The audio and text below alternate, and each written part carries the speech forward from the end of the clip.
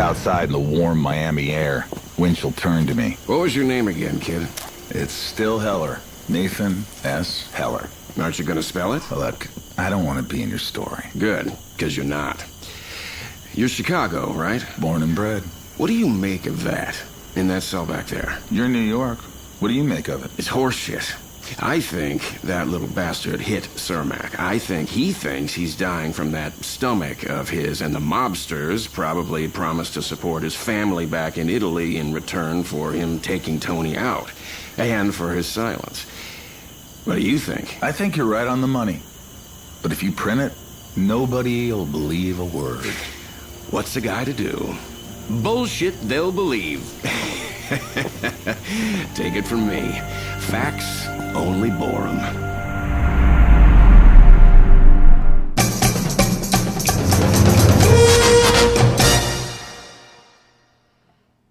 Although edited for television, tonight's thriller contains scenes of suspense and violence which may be unsuitable for young viewers. Parental discretion is advised.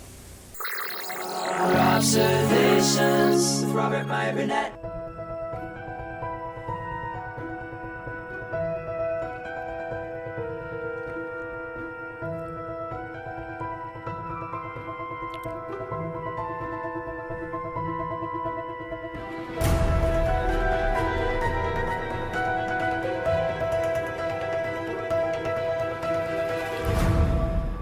Well, greetings, imagination connoisseurs. Once again, it is I, your Duke of Dope Discourse, your master of fun and wonder, your viceroy of verisimilitude, your sommelier of sci-fi and cinema, your evangelist of the imagination, and of course, the never-to-be-defined existential Mr. Rogers. That's right, moi, me, Robert Meyer Burnett. And I'm robcasting at you. The Robservatory keeps getting more and more cluttered. Right to you imagination connoisseurs, you members of this, the Post-Geek Singularity community. This is Robservations, episode number 1086. Got some news about True Noir. First of all, True Noir is going to be released everywhere. We appreciate very much everybody that supported Kickstarter campaign, bought the 10 episodes and downloaded them. We have full worldwide distribution everywhere. It'll be on Audible. You can listen to it. You can buy it. You can even get the CD, something we weren't going to make, but our distributors made them. You can order it on Amazon right now. True Noir, The Assassination of Anton Cermak. The cover of the CD should be up any day now. And it drops Tuesday, February 17th, so 2 weeks from tomorrow. Very exciting, long time coming. And now, if you are interested, we had confirmation. We are doing a 2-night event in Davenport, Iowa. Max lives out in that direction. And we are going to be doing a 2-night event at the Putnam Museum and Science Center. It's going to be on Thursday, April 2nd, and Friday, April 3rd. It's going to be a 2-night event. Now, hopefully, this is not all locked down. The event's locked down, but it is our hope the program will look something like this. We're trying to, obviously, we have to get the film from Warner Brothers. We want to show the original Maltese Falcon the first night.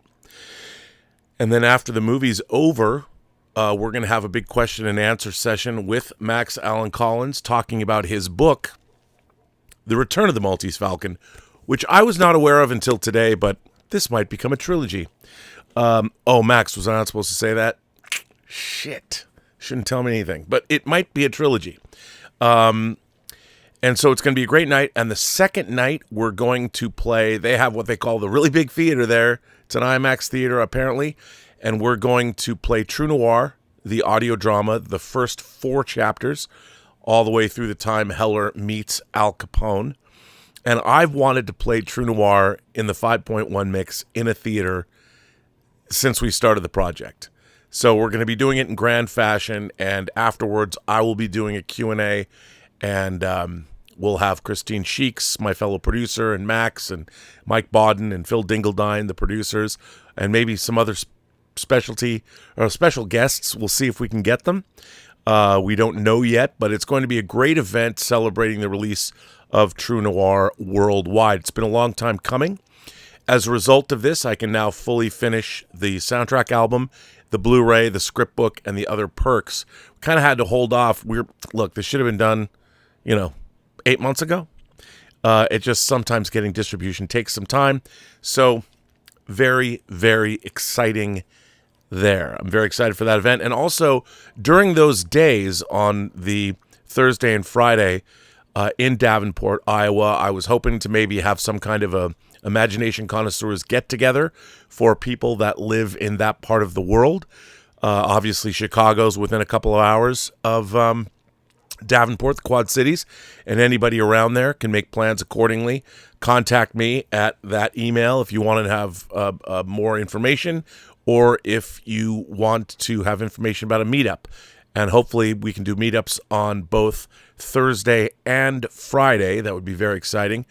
I've always wanted to do Post-Geek Singularity member meetups, or just people who watch the channel like John's been doing, but this will be one where I can actually show, or you can listen to, work I've done.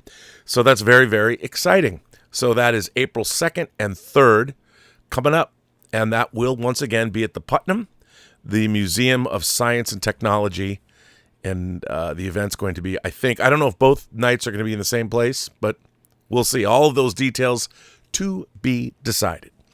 Now, anyway, after that, I've got a lot of letters. I got to catch up on letters, and I did want to start with a letter from Nerdy Rambling. Nerdy Rambling wrote me this letter. And again, if you want to send me a letter, rmburnett1701gmail.com, and just put in the heading Robservations or Robservations letter, so I can see it. That way I can catalog them much easier. Rob, well, take it away, Nerdy Rambling. Rob, hi. I've been a longtime viewer of yours, going all the way back to your appearance on Collider Heroes.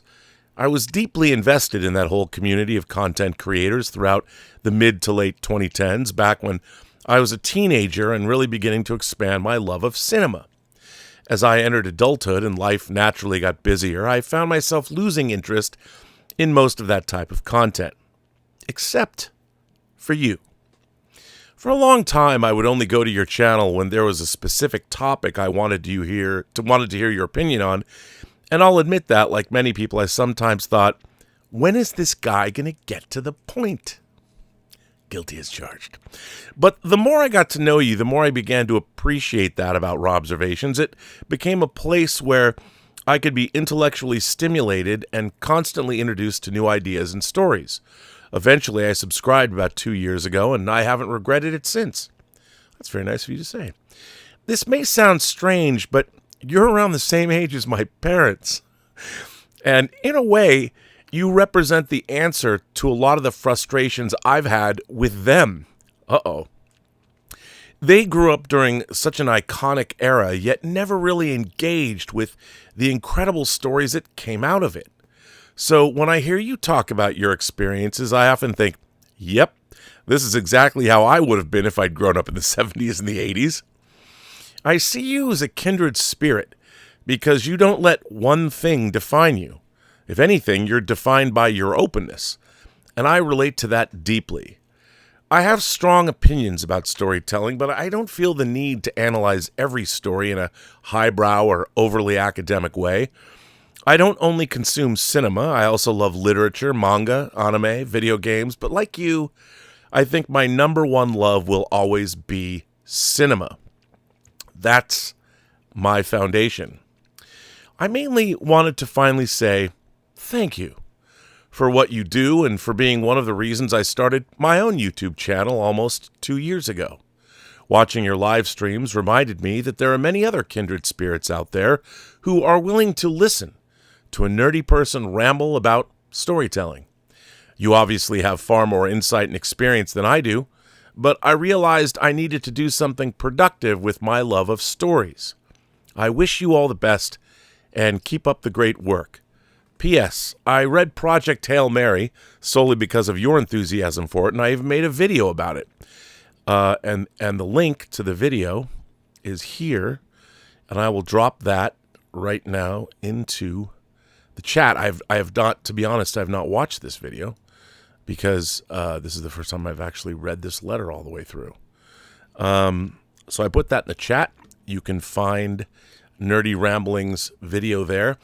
PPS, what are your thoughts on Alex Garland's Devs? I feel it is criminally underrated. Well, first of all, let me, a few things. First of all, thank you for the letter. It's very kind of you to say these things. And I want to point out something, though, that you said. That you say I obviously have far more insight and experience than you do, but you realized you needed to do something productive with your love and stories. Well, here's the thing. Don't ever forget that the experience and the perspective that you have is unique to you. And I always go back to something from the Miramax movie, director Robin Armstrong's movie Pastime, where Noble Willingham, and I say this all the time because it's kind of like a mantra of mine, it doesn't matter how good somebody else is. It doesn't make you any better or any worse. So I would say that the insight and experiences that you have are indeed worth sharing, because I don't know what your perspective is. I don't know what you've done. And even though I've done a lot of things in my life, that doesn't mean you don't have something to teach me. And that is kind of the basis of this entire channel, is that we should have a dialogue. And I really appreciate you writing this letter.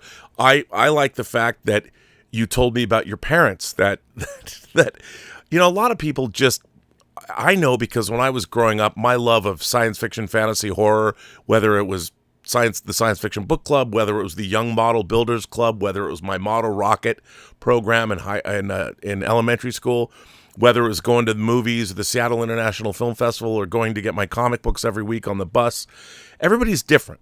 And there were very few people that I knew, even to this day, that were so deeply involved in all of the different aspects of all of this. And my drugs of choice were cinema, novels, comics, and especially music as well.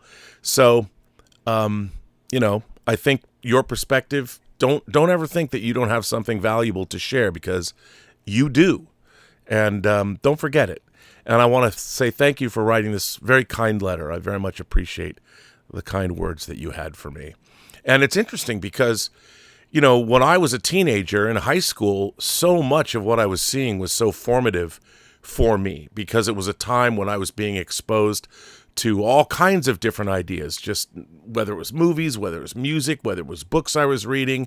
You know, when you're that age, you're looking for punk rock music, you're looking for transgressive horror, you're looking for naughty dark fantasy novels that you're probably were too young to be reading, but you're looking for all those things, and those things, I don't think they're ever as important to a person as they are when you're growing and experiencing life, and you know you've got all of that excitement in front of you, and everything that you're consuming is helping you sort of grow and define yourself, because you're exploring ideas and you're being exposed to ideas that you wonder, do I believe this? Do I not believe this?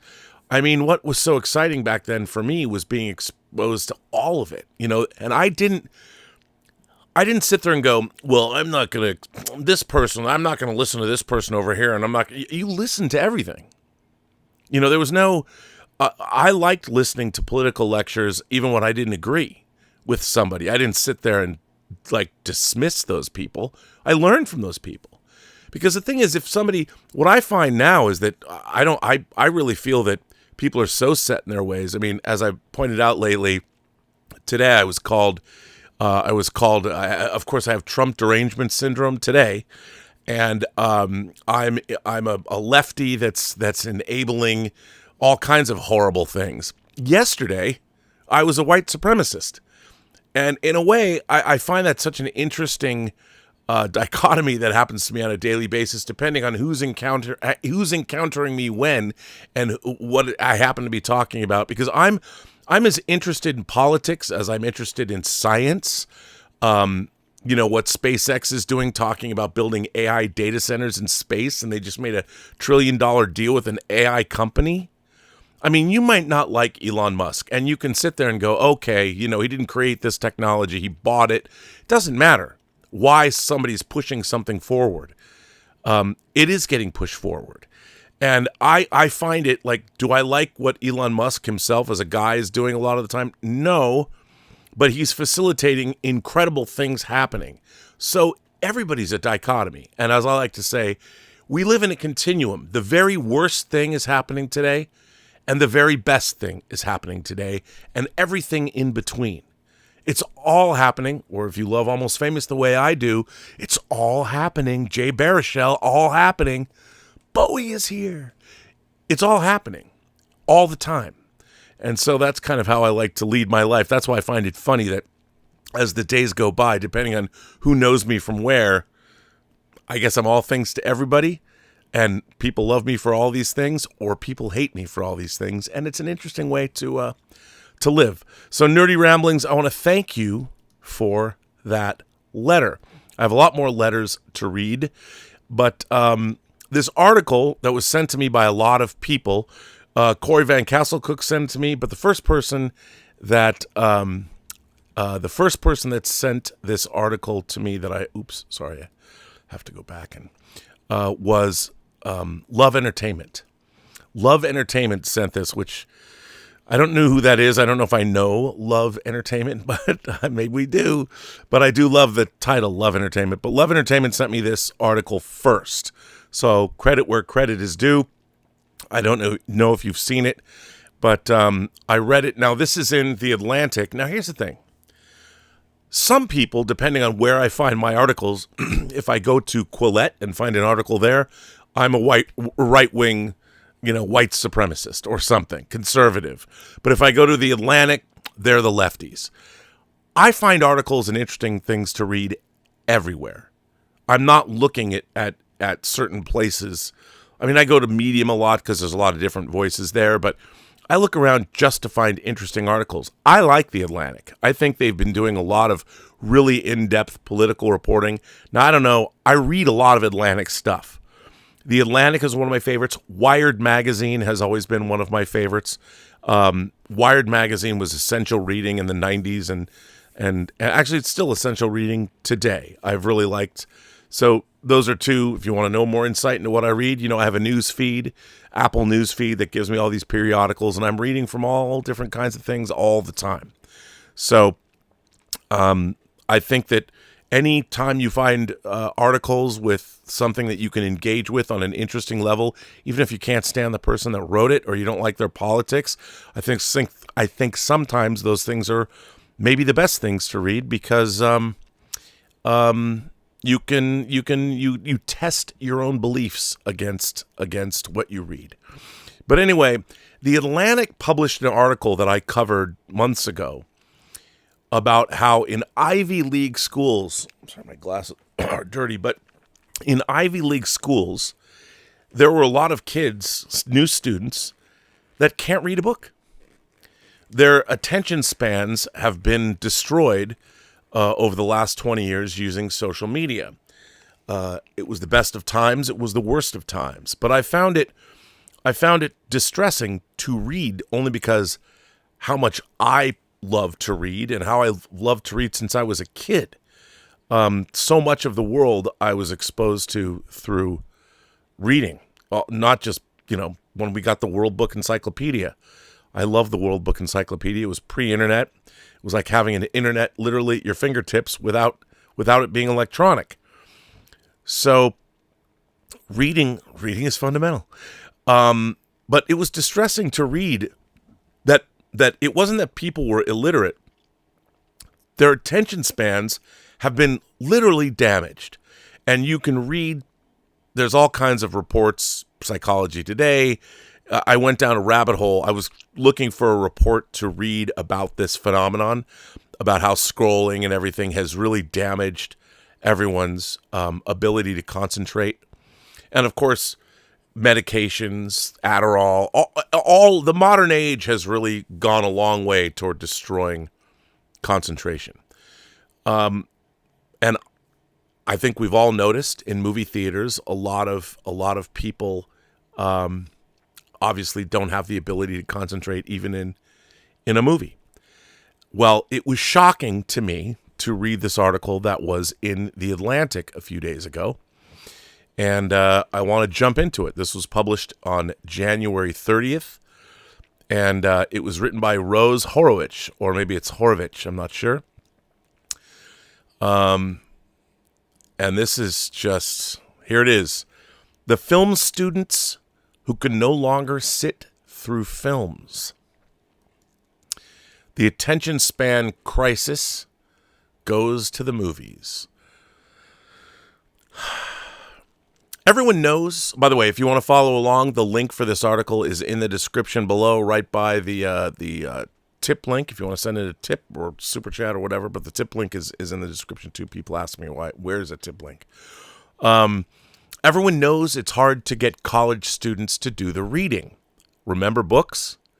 But the attention span crisis, and I believe it is a crisis, is not limited to the written word. Professors are now finding that they can't even get film students, to sit through movies. I used to think if homework is watching a movie, then that's the best homework ever, said Craig Erpelding, a film professor at the University of Wisconsin at Madison. I've actually been there. But students will not do it. I heard similar observations from 20 film studies professors around the country. They told me that over the past decade, and particularly since the pandemic, students have struggled to pay attention to feature-length films. Malcolm Turvey, the founding director of Tufts University Film and Media Studies program, officially bans electronics during film screenings. Enforcing the ban is another matter. About half the class ends up looking furtively at their phones.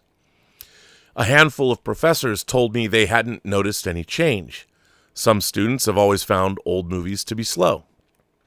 Lynn Spiegel, a professor of screen cultures at Northwestern University, told me, but the ones who are really dedicated to learning film were always into it, and they still are. Most of the instructors I spoke with, however, feel that something is different now, and the problem is not limited to large introductory courses. Akira Mizuta Lippert, a cinema and media studies professor at the University of Southern California, home to perhaps the top film program in the country, said that his students remind him of nicotine addicts going through withdrawal during screenings. The longer they go without checking their phone, the more they fidget. Eventually, they give in. He recently screened the 1974 Francis Ford Coppola classic, The Conversation. What a great movie. I wrote an article for it, and it's on the Lionsgate Limited website. At the outset, he told students that even if they ignored parts of the film, they needed to watch the famously essential and prophetic final scene. Even that request proved too much for some of the class.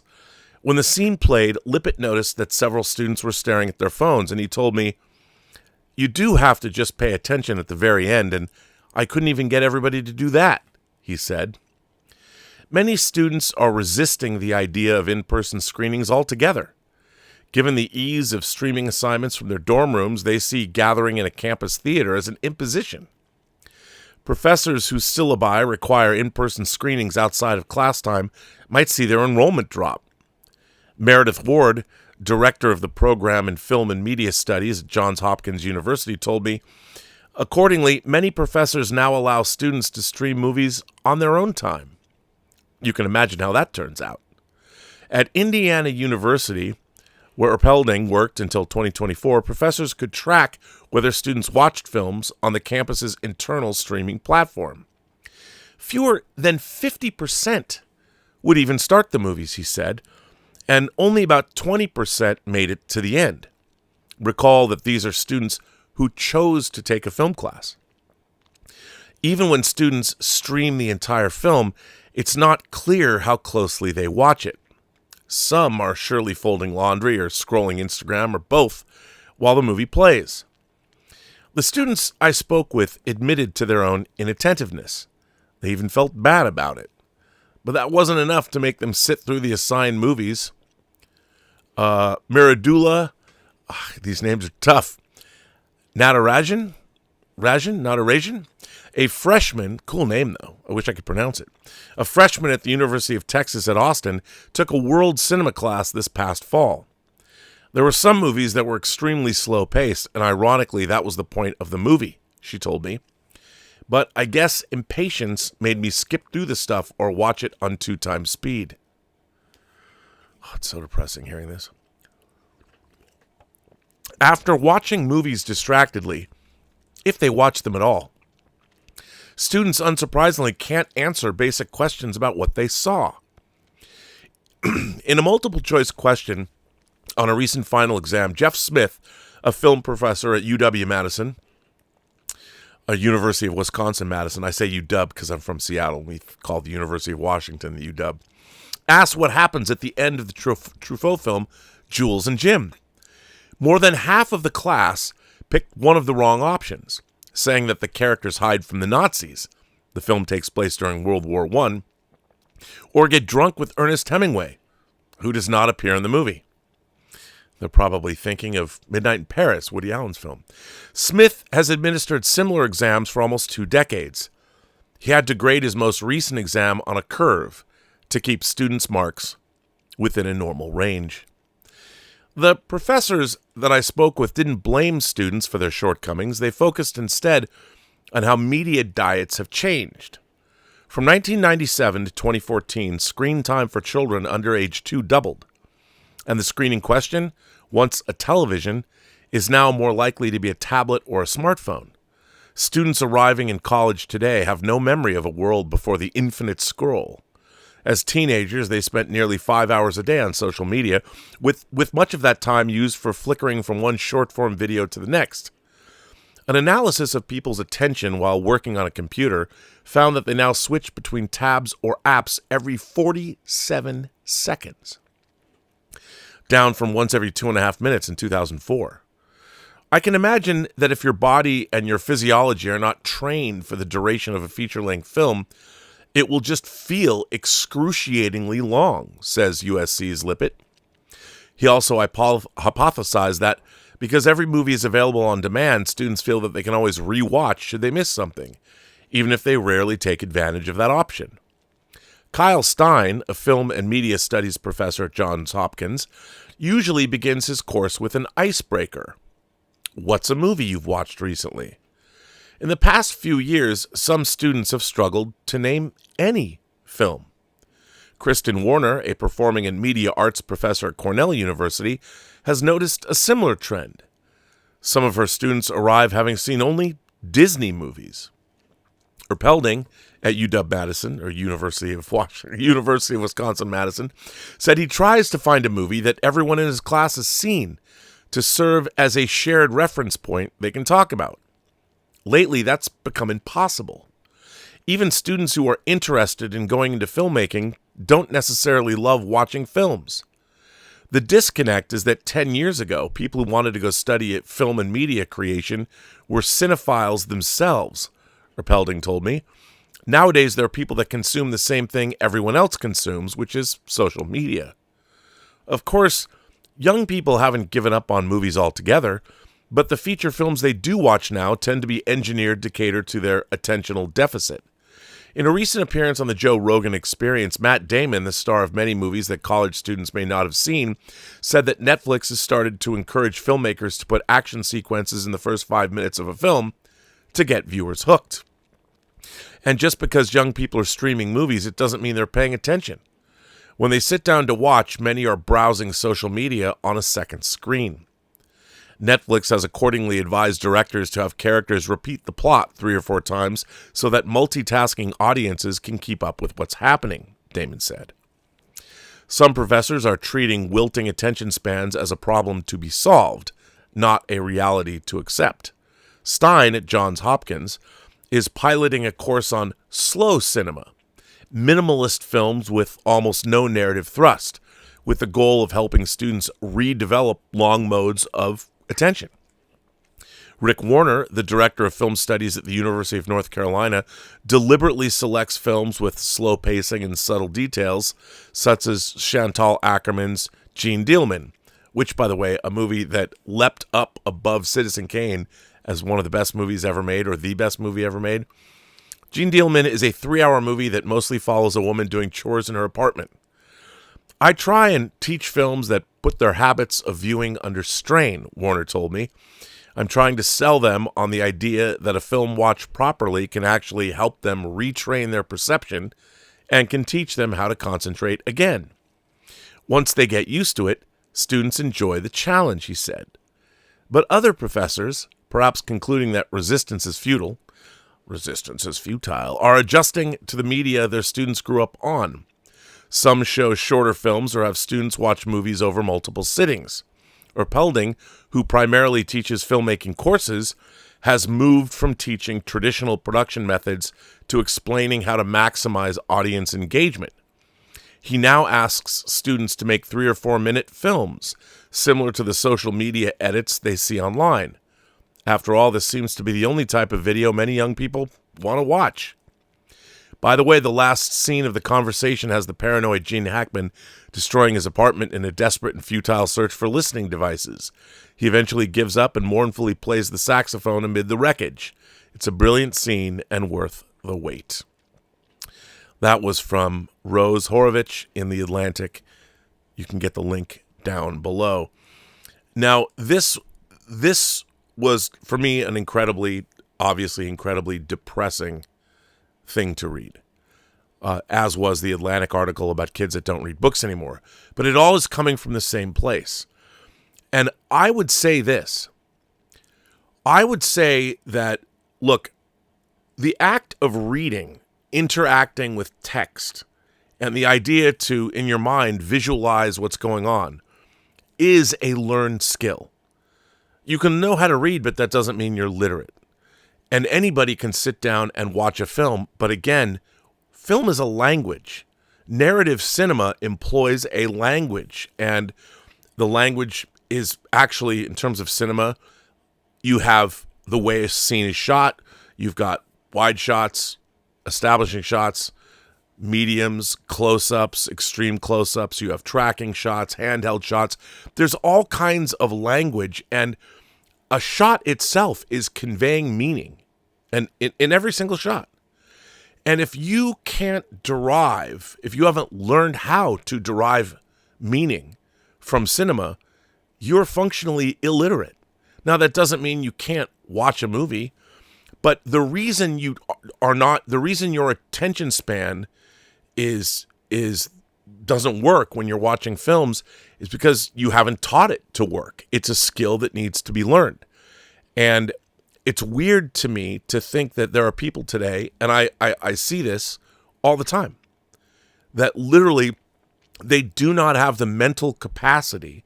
Now, I don't mean to say that people are stupid, but you have to have learned how to do it. And I had this experience because when I started going to the Seattle Film Festival back in the early 80s and getting a full series pass, meaning I wouldn't just buy tickets to movies I was interested in. My parents, for my birthday, would buy me a full series pass to the festival, and I would try and go see everything. And at one point, it was like 250 movies in a month. It lasted for a month. And there were movies that I thought were interminable. I had already, as a kid, I started going to the film festival when I was 13, but I was seeing movies. I'm like, I don't want to watch this shit. But it was quickly apparent to me. Well, I had the ticket. I'd gone to the movie. It was only going to be 2 hours. And I literally forced myself to watch movies that were these were European movies. These were Pacific Rim films. They were films that were not made under the traditional Hollywood structure. And I had to teach myself how to get through those movies. And it was not easy. But I eventually did it and found joy in the doing.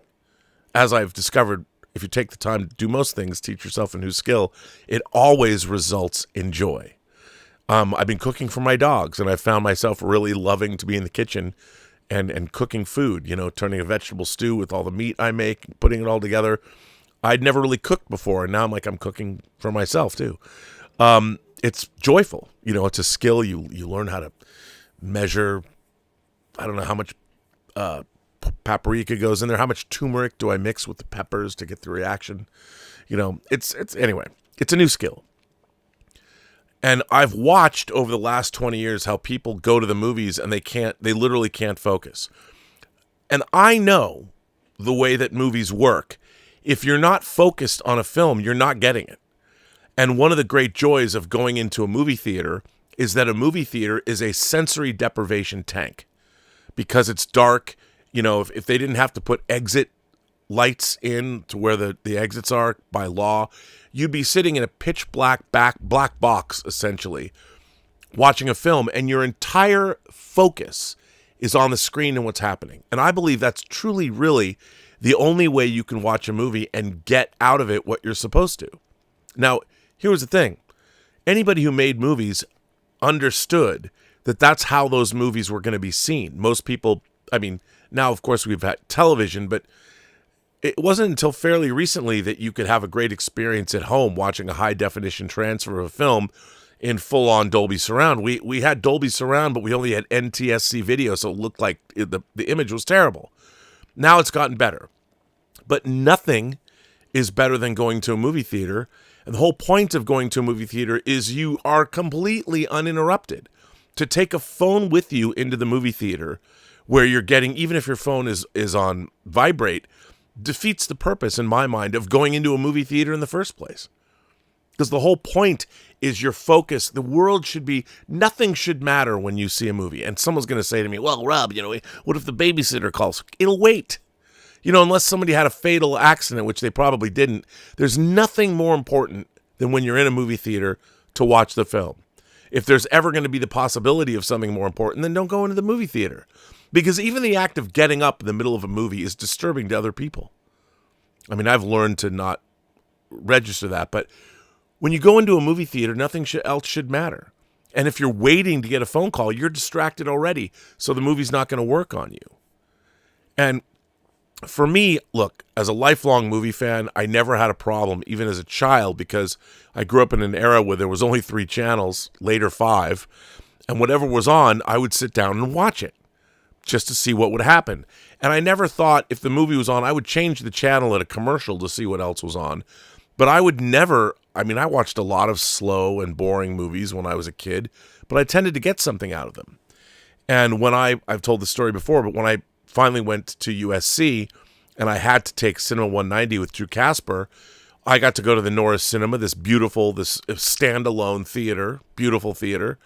And I got to see a lot of movies that I'd never seen before, movies that I'd actually avoided, that I could have seen, that I avoided thinking, why watch All About Eve? How good could that movie possibly be, even if it did win Best Picture in 1950? Well, it turns out it was almost a religious experience watching it. I had no idea what it was like to watch All About Eve. I had no idea really what the movie was about. I just knew, it was considered a classic. From the opening, when you hear George Saunders' voiceover about the Sarah Siddons Society honors in the theater, man, I was locked in. And when it was over, I sat in that theater and all the kids got up and left. And I was sitting there. I was so stunned by how great that movie was in every way. And Drew Casper was at his lectern at the front of the theater. He was just kind of nodding his head. Because he knew that's why he showed the movie. But it changed my life. It changed my life seeing it. Robert Altman's Nashville. I'd never seen Nashville. I was like, it's country music? How good can this movie be? But seeing it in a movie theater at USC, I saw Singing in the Rain, which I owned on Laserdisc but had never watched. And the first time I saw it, it was incredible because I got to see it in a theater. And so I realized that if you ever, and living in Los Angeles, moving to LA, Seattle was a great movie town too, but moving to LA, I've seen so many films in a theater that I wouldn't normally have been able to see. You can go to revivals. I went to a Dario Argento film festival and saw all of his movies, and he spoke after each one of them. It was incredible to go and see these films on the big screen. Now, I've learned I'm not one of these people that has to watch a film print, because lately film prints, they haven't struck new ones, so when you go see older films, the prints are bad. I know that DCPs are different, and the Grand Fool Idealistic Crusader would get mad at me for saying this, but I'd rather see a good DCP projected in a theater because you still get that experience. I used to be a snob about seeing celluloid, but there's so many disappointing prints of films now because they don't keep making new prints. And so a lot of the time when you go see a screening of something, it's just not good. Unless Quentin Tarantino is showing part of his personal collection at the Vista or something, it's tough. But it's depressing to think that that there are skills that are being lost because it's not just reading and movies. What has happened is there's a much larger problem going on, and I see it affecting everybody all across the spectrum, in that all people want to do is consume things that engage them for that short period of time. I grew up in a world where we didn't have a choice. And so what it did was it made me sit down and learn how to focus. Like, look, I've told the story when I saw Planet of the Apes for the first time on TV when I was 5 years old. How it changed my life. It does not begin the way, say, a traditional action movie begins, but I saw that I would watch anything with a spaceship. And if there was the promise of a monster or something, I didn't even know what the movie was about. And it blew my mind, changed my life. It was unbelievable seeing that film. And I would know, I was locked in. It didn't matter if they showed me a spaceship at the beginning for 2 minutes, and then they showed me one 2 hours later at the end, I was satisfied. And I would have watched the whole film. And I vaguely remember teaching myself how to, like, I'm locked in, I'm going to watch this. And then I would branch out, and I'm like, that was really interesting. And then I started to realize I don't have to just watch science fiction, fantasy, and horror movies. There's other movies that are interesting too. And so from the time I was a little kid, I taught myself how to watch movies. And by the time I was like 9 years old, I was scouring the newspapers, finding out what opened that weekend, and would beg my parents to go, I want to see The Exorcist. No. But those radio ads, they certainly were enticing for a kid, let me tell you. But my parents were not going to take me at age 6 to see The Exorcist. But let me tell you, when I got my VCR, that was the first movie I was going to watch. I saved it till midnight, and the opening scene in Iraq, I was out. I waited till the next morning and watch it at noon. But you have to learn. You have to teach yourself these things. But the problem is, this is affecting not just movies and reading books. It's affecting everything. It's affecting our political discourse. People don't like to talk about politics because they don't want to engage with ideas that they don't believe in. They don't want to hear, like I hear it about all the time. Oh, Rob, you're better at talking about movies than politics. I'm like, well, I don't purport to be any kind of a political scientist, but I'm interested in politics. I'm interested in engaging with those ideas. But I realize that the people that are that tell me they don't want to talk about politics, they're already so set in their ways that they just think I'm wrong. So it's not about engaging, which is another problem. The value of engaging with ideas that might be contrary to your own. I mean, how do we learn? And this is across the board. It doesn't matter where you are. I mean, I go to the airport and I see people that either in their own minds, they need to have whatever it is that they need and the rest of the world melts away. Like when I go to the airport, I believe that it's important to know exactly what you're going to do, where you're going. You can use the newfangled contraption known as the internet to make sure it's a very smooth check-in process. You don't have to stand in any lines if you don't want to. And yet I still watch people that are completely oblivious to the world around them, and they will go up to a counter with all kinds of problems and ask the most rudimentary basic questions that a cursory glance at the internet could have given you. But they don't want to do that. And I really think that we now live in this strange world of people that don't know how to engage with the world on its own. My dad used to tell me that you never expect the world you must meet the world on its own terms. Never expect the world to bend to be the way you want it to be. You have to go out into the world and understand that you have to make the world what you make it, because it's not there to serve you. And that was something that he drilled into me. So anyway, I don't know. I had an experience this weekend where I went to see Mark Capillar's movie Iron Lung. Now I don't know Mark Capillar. I didn't watch him, but I did do a cursory. I looked him up, found out what he did. Twitch streamer that plays video games, horror video games. So I'm like, I'm in. I like that guy, and he has over, I think he has 38 million subscribers or something on YouTube, and he made his first film, financed himself.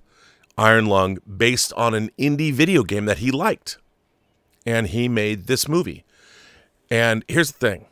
I went with Alvaro to see Iron Lung, and it was pretty packed. It was packed with people that were much younger than me. I was probably the oldest person in the theater. Alvaro was the second oldest. And I'm watching Iron Lung. I thought it was interminable. It was over 2 hours. The whole movie is set in one cramped submarine. And Mark Capiller, he never acted really before. I mean, obviously he'd been in his own videos and he was comfortable on camera. I thought he actually did a pretty good job. But the film was clearly made by somebody who has not studied the language of cinema enough, because you don't know exactly what's going on. At least that's how I felt. I felt the film was excruciating. It was one of the more excruciating movies that I've seen. When it was over, however, round of applause. The kids that were there seemed to enjoy it because it was the video game brought to life, and they knew they were already fans of Mark Capiller's. They were fans of the game. And Alvaro and I are sitting there going, we both hated the film. And I really thought it was was glossy enough, but there was nothing about the movie that I liked, nor would I recommend it. But the kids who saw it liked it. But they wanted to be, they liked the creator of it, and they obviously knew the game. And it didn't matter whether the movie was good or not, because they weren't there to see the movie. They were there to be there to have their own interests reinforced. And what was interesting, it wasn't about the movie. It was about a YouTube personality, and it was about because they knew him and they wanted to support him. So the movie was sort of an afterthought for the audience. We were looking at it from a different perspective. Now, here's the thing. It doesn't really matter what I think. That film, made for less than $3 million, grossed worldwide over $22 million this week. He stands to make 50% of the box office take. That's $11 million. He only spent $3 million. He made $11 million. That's almost 4 times what he spent on the movie. That means his return on investment is monstrously huge. So what the fuck do I know? Iron Lung, hey, I hated it. Appreciated he made the film. I didn't think he was bad as the actor in it. He's really, you're looking at his face the entire movie. The camera's here, but you never understand where you're at. I mean, he made every mistake I thought in the book that you could make making a film. It felt like you're watching a 2-hour student film. But that's okay. I mean, other people liked it, and it made $22 million. So the real question is, did it succeed? Does it even matter? I don't think he understood the language of cinema, and I think he'll get better. I think with a deft director and a great screenwriter, that movie could have been a banger. And people like Jeremy Johns, who I very much respect, he liked it. And at the end of the movie, I mean, something happened, which I am like, I understood what happened, but because, there's no exterior shots, he never showed you the geography of where you're at. He's connected to a ship on the top of the Blood Ocean or wherever the fuck they are on this moon. And I'm like, look, I looked up the lore. I'm not some idiot. I really did a deep dive into the game and everything that was happening. I'm just like, I wanted to see some of that shit. But anyway, the movie made money. Congratulations to him. He can now finance either make another $3 million movie. I mean, remember, James Gunn made Slither and made Super, and then he got to direct Guardians of the Galaxy. So Mark Capiller, you never know what he's going to do next. That was a huge win for him. And the people that went to see the movie, great. The problem is, I don't want to live in a world where that movie is pointing the direction to what we're going to get from cinema in the future. So, be that as it may. Does that make me an old man screaming at the clouds? I leave that for you to decide. But I just think that it was not a well-made film. And in terms of, look, I've been watching movies my whole life. There's lots of movies that I love. There's a lot of great cinema this year. I think cinema has been terrific, actually, this year. I've seen a lot of great stuff. And just 2 weeks ago, I went and saw both Primate and The Bone Temple. Love them both. Loved them both. And would recommend them to anyone. And I've heard people say to me, they've told me that Primate wasn't good. There's not enough character development. I'm like, man, you got to watch Primate at scale. The people that made Primate knew exactly what they wanted to make, and they succeeded. Now, it's so interesting to me because, I'm either old and out of touch, and I don't know how to watch modern cinema. I'm like, yes, I do. There's no such thing as modern cinema. There's just cinema. And while tastes and styles and things have changed, I would say that the language of cinema hasn't changed, just like the language of English hasn't changed. Great writing is self-evident. Great filmmaking is self-evident. Iron Lung was not a good movie under any stretch of the imagination, except he wanted to make it, and he got it done. He financed it himself. He used his leverage and his audience that he's built up over years. He's an old school creator, online creator. He did everything right from that perspective, and he made a huge amount of money. So, that's good. But in 20 years, are people going to go back and watch Iron Lung and find it satisfying? I don't know. That remains to be seen. Didn't work for me. The kids we saw it with obviously had a good time. And that in itself is a philosophical question. I just don't know if the world winds up filled with movies like Iron Lung, if we are going to be better for it or worse. And that's a question other people will have to answer. Let's see what you guys have to say, and I'll jump into a lot of letters that I have to read. Darth Plato says, I would encourage discernment in readings. Absolutely. Logan Astrup says, I recommended All About Eve recently to a teenager, and they said they don't like black and white movies. See, that to me is a problem. They don't like, I don't even know what that means. They don't like black and white movies. Look, show them Rumblefish, or give them, they've never seen, people who say they don't like black and white movies have had like one experience with them and never saw one that they liked. You've just got to find the doorway, the gateway film. Rumblefish is a good one, Clerks. I don't like black and white movies. Show them Kevin Smith's Clerks. Once they understand that there is a story or something they can grab a hold of in black and white, that'll break through that idea. I can understand, though, black and white is associated with older films where Americans are not used to, like kids today are looking at basically aliens on the screen, the way people dressed and talked in the 30s, 40s, and 50s. Well, say, they don't know what to make of that. But that's only because they haven't learned. It's a skill. And I used to think that about country music. I hated country music. But it was only, I realized that I hadn't really stopped. I was somebody gave me a Steve Earle and the Dukes record. And I put it on, I'm like, wow, this is fucking great. And then I started, listening, delving more into more country. And I listened to Hank Williams, back in the day. That I'm like, I like all this stuff. And I liked blues and jazz.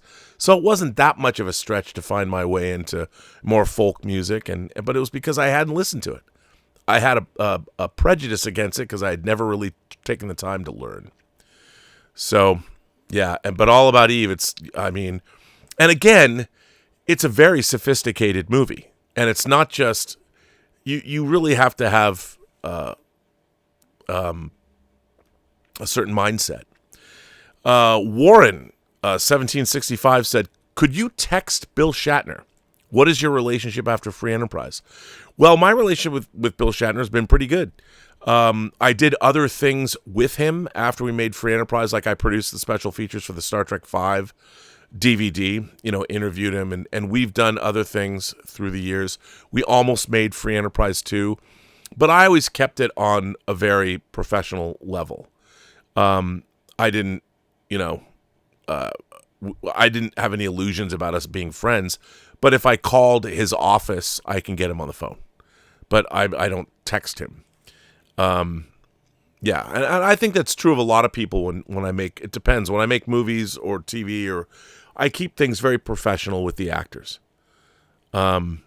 because I think that's a good way to be. And I think they appreciate it too. We work together, and if you have a great experience working together, that experience will continue to thrive. Although I will say this, I have no idea why. I used to talk to him on social media when it was more him on social media, and then I was blocked by William Shatner. I have no idea why. Years ago. But I can still call him on the phone, but that's because he doesn't do his social media. So 200 Watt Studio says, I was talking to a friend about this last week. I have been feasting on Melville, Jean-Pierre Melville, Bresson, and Bergman films in the past year, and I love them. But 30 years ago, my college professor showed me a VHS of Jules and Jim. I lament I wasn't ready to understand it then, but I am now. I've always been able to watch films no matter the length. The only film I walked out on midway was Uncle Buck. I can understand that. I can totally understand that. Some movies you just can't. The only movie I've ever walked out on in my entire life was Shock Treatment, the sequel to the Rocky Horror Picture Show. Couldn't hang with that. Sean Dawes asks thoughts on Nolan's comments about industry jobs. Christopher Nolan, obviously heading up the DGA, talked a lot about those interviews on Deadline today when he talked about the industry, the state of the industry, and that a lot of the jobs in Hollywood, production jobs, are going away. They're going away. The industry is changing. And while I think movies are still getting made, the industry, it's funny to me that growing up, I saw all different kinds of movies. There were romances, there were action films, there were comedies, there was horror, there was science fiction. The studios were making every genre of movie, but they were making movies at a certain scale. Like a movie like I was thinking about today because we were talking about The Wrecking Crew with Dave Bautista and Jason Momoa. We were talking about it on the John Campea show today. And we were lamenting, both John and I were lamenting, that this would have been a movie that would be in theaters like in 1982 or 3, and they probably would have made 3 of them. And you would go see a movie like that genre, whether it was 48 Hours or whether it was Midnight Run, this sort of mismatched buddies, in this case brothers, and the action, Tango and Cash. There were a lot of movies like that. They just don't get made now. But these were bread and butter for the studios. They would be made for $20 million or less. They would come out and they would gross respectable amounts of money, $80, $100 million, sometimes more. Sometimes Paramount would have a breakthrough hit like Beverly Hills Cop that would be one of the highest grossing films of the year. But studios were making these kinds of movies. We just don't get them anymore. And watching The Rip, Joe Carnahan's The Rip, and then watching The Wrecking Crew, I thought those were 2 great movies that I would have gone to see in the theater. And I think in the theater they would have done a lot of business. But now the problem is movies have become so expensive to make. But I still will never understand why you don't want to put The Wrecking Crew in the theater, because then they'll say, okay, to do that we have to spend an additional $20 million to market it, which is true.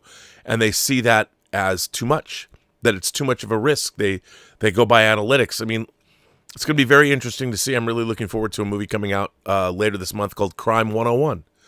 That has a great cast. Halle Berry, Chris Hemsworth's in it. It's based on a Don Winslow book. Will people go see it?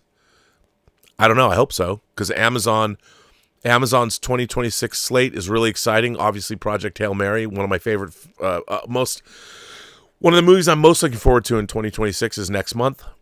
They've gone all in on it. Hopefully, people will love it. And I want to see God is God is another movie that they have coming out that looks terrific. I hope it's great. They have a really great slate, Masters of the Universe, and we will see. But I didn't like Mercy. I really wanted to like Mercy a lot more than I did. I had high hopes, and I was disappointed. So, let's see. Sean Dawes says we need to build the indie sector.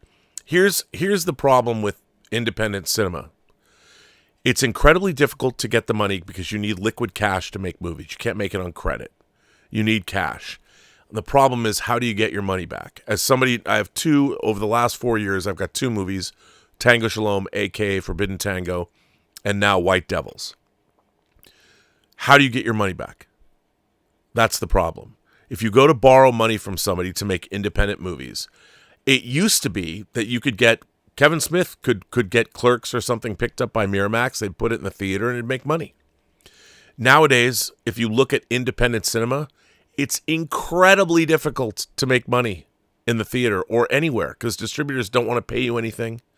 And that makes it difficult. You can't go and get somebody to give you money to make. And even when you're making a movie like Burgonia cost an exorbitant amount of money for what it was. You know, it's a film that's essentially, it takes place inside buildings and a house and neighborhoods, and yet because of the fees involved, it's incredibly expensive. And is that movie ever going to earn out and make money? I thought Burgonia, I really loved it. I thought Jesse Plemons should have got an Academy Award nomination. Emma Stone, who I adore, I thought she was terrific too. And yet, is that movie going to earn out? And that was a remake of a Korean film, Save the Green Planet. And it's really hard. I mean, all I've ever done pretty much is live in the indie sector, and it's tough. Sean Dawes says, by the way, we're solving indie film distribution. I'll believe that when I see it. The only way to solve indie film distribution, you can get your film distributed. You can put it on Tubi. You can put it anywhere. There's so many places where you can put your film. The key is, can you make money? Can you make money? Can you get your money back? Because how can you go get money, whether it's from a bank or private investment or private equity, whatever, and how are you going to get it from them if you can't pay them back? And that's the real trick. I'm working on a new independent movie that, we'll see where it goes. I have a meeting with the director tomorrow, and we're talking about how we can get it finished and what are the options. So we'll see. And will it make money? It's tough. Warren says, I haven't watched The Rip, thinking it was a sequel to those dismal films with Jeff Bridges about ghosts. No, it's not. It's better than you might think. So it's not about ghosts. That's funny. No, hang on. Let me just, let's see, do one thing here. Get back to where I was here. Go to the dashboard and see if anyone has sent in tips. Got to check those. Yes, they have. Let's see where we're at. Blocked by Rob. Blocked by Rob. Did I block you? Rob, would you be willing to get infected with the...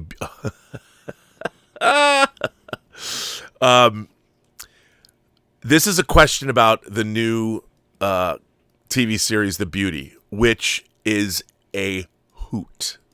It is a hoot. And if you haven't seen it, so Ashton Kutcher works for this company. Has a drug company, and they've made this virus that you can inject into yourself, and it'll basically transform you completely. Like you'll molt. It's so weird. Your entire body will transform, and you'll molt. Your old body will be sloughed off, and you'll be left beautiful. But somebody stole an earlier iteration of this virus, and the problem is you then become a carrier, and it's sexually transmitted. And then the problem with the virus that was stolen, after a couple of years, like 2 years, you burn up from the inside and explode. And let me just tell you, it's very, very fun to watch the show. And there's been 4 episodes. As a body horror fan, as a fan of movies like Brian Usna's Society, Major Chai Chai didn't dig it as much because the tonal shifts. It's very much a dark satire. So it's jarring in terms of what it does, and but I love it. I just love it. So anyway, Rob, would you be willing to get infected with the Beauty STD? I've heard that it's a real blast. I would not want to get infected by that disease because you'll die. It's ultimately fatal. Also, when will you be checking out Epstein's large porn collection that the DOJ will be releasing? I know you've been complaining a lot on X about the DOJ not releasing Epstein's porn stash fast enough. Thousands of videos should keep you entertained. I have to say I have no interest. You know, I have no interest in watching anything that people were forced or coerced to do. And I had an experience when I was younger helping somebody who was, it was something, the ugliest thing. I think that the worst thing you can possibly do to somebody is violate their bodily autonomy, body autonomy. And I think it's horrific. I have no interest in watching any of that. You know, the problem is it has gone on since time immemorial. You know, the rich, the powerful, they take what they want and they have the money to do it and cover it up. Although what I do want to watch is I do want to watch Steve Bannon's interview with Jeffrey Epstein, because something that gets buried in all of this salaciousness is that Jeffrey Epstein was also very interested in high technology and scientific advancements, and he bankrolled a lot of that. He gave a lot of money, millions and millions of dollars, to research. He was very because he wanted to get the power of knowing to get richer.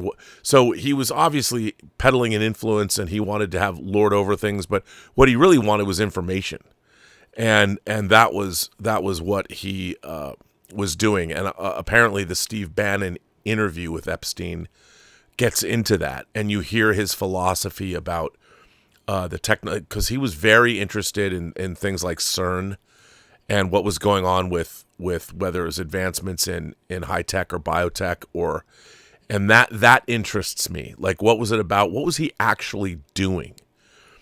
The salaciousness aside, and the trafficking of the young girls and all that, horrible.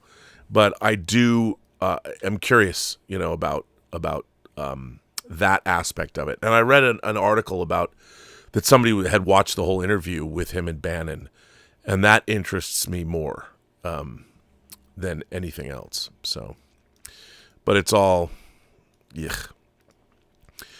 Love Entertainment also sent me an email where she said, "Hello again, Rob. I doubt this will be in your news feed. It makes me wonder about season 5 of For All Mankind. From little things, big things grow," a reference to Paul Kelly's song. This is an article about a new, was it Singapore? I think it's Singapore. They announced, if it's Singapore, let me see the headline here. Yeah. So Singapore is going to set up a national space agency in April. And I was not aware of that. And Love Entertainment, in addition to sending me the article first that I wrote, Love Entertainment sent me this article. And I thought, fascinating, because the privatization of space is something I've been interested in my whole life. So I put that video in the chat. So Love Entertainment, thank you for that. I really appreciate that. I was unaware of this video, so thank you for sending it to me.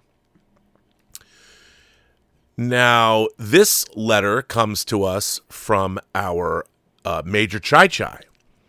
Robert, your rant on Midnight Metal about Starfleet Academy was epic. You know, you fuel me up with a few of these, the dudes, White Russians, these Cutwater, between the Cutwater and my favorite Knob Creek premixed cocktails. You know, your rant on Midnight Metal about Starfleet Academy was epic. Bravo.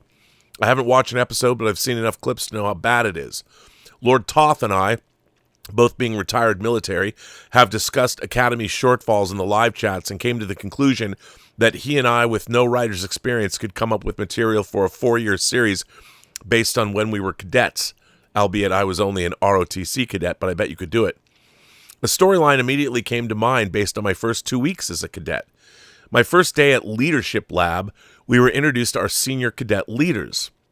The following week at Leadership Lab, there was a new cadet corps commander, deputy, etc. I asked a second year what happened. The Air Force had announced a reduction in force, particularly in the pilot, navigator career fields. The seniors that had received those slots had them taken away. Some chose to continue and serve regardless Others, such as the first Cadet Corps commander I was introduced to, decided that being a pilot was more important than being an officer and resigned from the Corps. Imagine an academy show starting like this, discussing through the various characters, cadets, and faculty alike, what it means to serve in something larger than yourself versus how you are able or want to serve. No right and wrong answers, but the decisions and rationale played out for each character. That would be an incredible episode of the show. I pondered why the Starfleet Academy writers didn't visit one of the military academies or even an ROTC detachment at a local university for research. And then I realized that they would have to consider such denizens of those institutions worth their time or as people to set an example. You write what you know, and the writers know nothing. And then, of course, Major Chai Chai watched the one movie that I directed, edited, and co-wrote. As for Free Enterprise, when I was visiting Corey, Sonny, and Julian the week before last, we were watching Midnight Metal, and I sent a chat saying we just finished watching Free Enterprise. You lamented that I didn't state what we thought of it. Well, here are my thoughts. Free Enterprise is a fun, charming, and entertaining movie. I sincerely mean that, not just as a Post-Geek Singularity devotee. I came to understand so much more about you, even though the movie is a fictionalized version of you, Mark, and William Shatner. The Toys R Us scene resonated with me because in college I would go there with my friends and fellow cadets, Tony and Jason, to get the latest TNG or DS9 figures. We were looking for the rare figures or the ones with the lowest serial numbers. If I remember right, my Playmate's Klingon battlecruiser was purchased on such a trip. The ordeal with Christmas ornaments also had an emotional significance. Some of the first Christmas ornaments my husband and I bought together were the Hallmark Star Trek ornaments. Alas, with the many military moves over the years, they have been lost. Watching your movie resurrected those memories. Thanks for the lovely walk down memory lane with Free Enterprise. Yours truly, Major Chai Chai. So, and then she says this is a long letter. This isn't a long letter. It's great. I'm glad that I was able to read it. So, let's see. This is an interesting letter. This comes from Matthew Lannon, or Matt Lannon. Matt Lannon says, "Hi, Mr. Burnett. I'm a longtime fan of your work, from your Collider Heroes appearances to your Superman Returns work. Recently, I heard you mention that you were a fan of Marv Wolfman's New Teen Titans comics. I came across some of those New Teen Titans. I came across a stat that the New Teen Titans were the highest-selling comic of the 1980s, even outselling the X-Men. However, the latter team went on to have a larger legacy in the comic book film genre. It's got me wondering, where the heck have the Titans been? I was raised on the 90s aughts Cartoon Network, and I still adore the 2003 Teen Titans show, although everything outside of that has been underwhelming. I want to be whelmed. So, is it the right time for Teen Titans to break through to cinema yet? If so, could they have the same impact X-Men had for comic book films? Also, I highly recommend reading Mark Waid's Teen Titans World's Finest miniseries. I haven't read that. I hope I'm asking the right person. Long live Schnepp." Well, Matt, it is true. I was a huge fan of the Wolfman and Perez run on Teen Titans. I loved it. And, you know, again, I go back to the thing about Teen Titans is it was the perfect distillation of both soap opera and superheroics. You know, you had Raven, her father was Trigon, so Trigon could try and take over the world, but at the same time, you know, Raven had her goth girl problems. And in my mind, and again, I think about this like with Star Trek, if I was going to make, and look, when the live-action Teen Titans series leaned into the darkness, I didn't think it was a terrible show, but the problem was, like, you know, Wonder Girl, Donna Troy was married, you know, her husband Terry, and it's like you had this great combination of things happening. And then, of course, Robin and or Dick Grayson and Starfire. I mean, to me, I at the time I was reading the comic, I met a girl, the first girl I ever deeply fell in love with, named Marina. And it was funny because she looked like Starfire. it was interesting because I went to high school with her, and I'd see this girl in the hallways, but nobody knew who she was. And I was like, this girl had long red hair, like really long, and this perfectly white skin, this incredible giant eyes and a big smile. And it was funny because I was like, how does no one know who this girl is? Like, I'm like, this is the most beautiful girl at our school, by bar none, like by a wide margin, and no one can tell me who she is. It was so weird. I'm like, it was weird. Is she real? Is she like Jenny in the Bermuda depths? She's a ghost? I don't know. Luckily she wasn't. But Starfire, I love that character. And I loved and Commander, her sister, was such a bitch, and I love I love the Teen Titans. But if you were going to make that show, I would say to somebody, okay, the Teen Titans is the Friday Night Lights of superhero shows. Because you have to have, you could make a show all about West Texas football or East Texas football, whatever. But it's the humanity of all those characters. It's how they were as people that made that show great. And so that's what I would do. And I think it could be a great show if you approach it that way. I just don't know if anyone would allow you to do that. It might be, but I don't know. But it's a good question. I mean, I would love to take a crack at a Teen Titans show or a Teen Titans movie. Andre Hepburn writes in and says, "Hey Rob, I hope you're well. I'm a longtime fan of your horror coverage and how you spotlight indie films that take risks. I wanted to quickly share the trailer for our new horror film, Bad Voodoo. It's a dark, atmospheric indie that leans more into dread, folklore, and Haitian voodoo, using stories my grandmother told me. Like Bruce Wayne, voodoo frightens me. It's time everyone share my dread. If the trailer grabs you, I'd love to offer you access to a private screener of the full film. No pressure at all. Just wanted to put it on your radar in case it's something you'd enjoy checking out. And here's the Instagram link." And you know what, Andre? I watched this Instagram link, and I liked it. I thought it looked good. I was like, shit, man, I'd watch that. And I know Dieter Bastian would buy it, probably. He would buy it as a cat in the bag. I thought it looked good. So I just dropped that link, the Instagram link, into the chat. You can check out this voodoo movie. I thought it was pretty impressive. I wanted to know more about it. So first of all, congratulations on getting it done. And Bad Voodoo. I love Haitian voodoo. Was it Tonton Makut? Is it Makute? Tonton Makute? I would love to see. Haitian voodoo is always something that has interested me. So I'm in. Count me in. And Andre, congratulations on you and your crew and everybody for getting the movie made. Very, very cool. Well done. This one comes from Desmond Harris. Desmond Harris writes in and says, "Hello, Toy Man. I wanted to get your thoughts on something I briefly explored regarding the ongoing discussions around Andor. All right. And the recurring claim from some fans and consumers that it's not Star Wars. When people are asked to define what they believe Star Wars is, the responses often seem to be a vague mix of feel-good swashbuckling sentiments. These usually revolve around aliens, the Force, or broad thematic ideas tied more to personal nostalgia than to the actual foundations of Star Wars. That's interesting. I find it interesting and somewhat concerning how selective some fans are about what they focus on within the franchise, especially considering how rich and detailed the storytelling can be. It's not solely about the fantastical or mystical elements, although those certainly have their place. What stands out to me is how much the franchise seems to have narrowed its identity since Return of the Jedi.